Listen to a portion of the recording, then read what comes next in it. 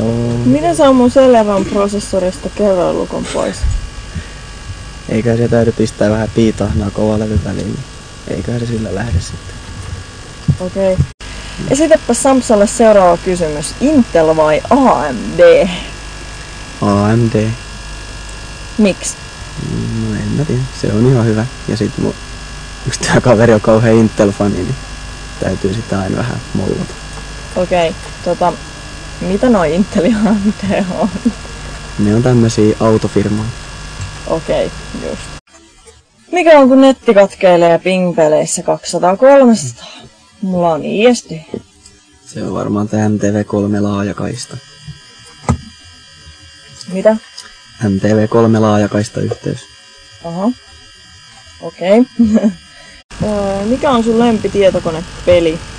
Niin no, sitähän kysyttiin jo aikaisemmin. Se on se Mirkki selvästi.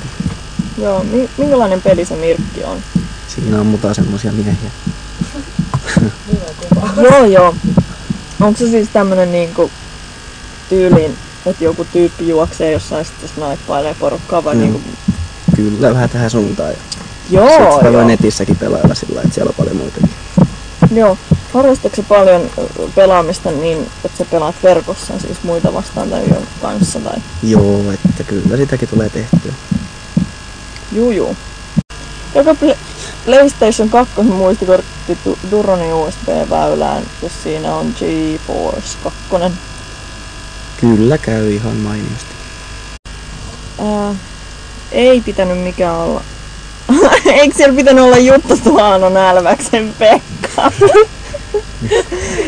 Okei, ei, nyt sulla on pikkasen mennyt niinku väärin nää. Onko sulla hyvä bifasti? On tosi hyvä. Mikä se on? Se on tämmönen pihvi. Okei. Mikä on paras suorituksesi kellotuksessa tai oot teinniks P-llä? Se on varmaan se 100 metrin alittaminen. Pistävä vinkki, miten saa modemin kellotettua? No,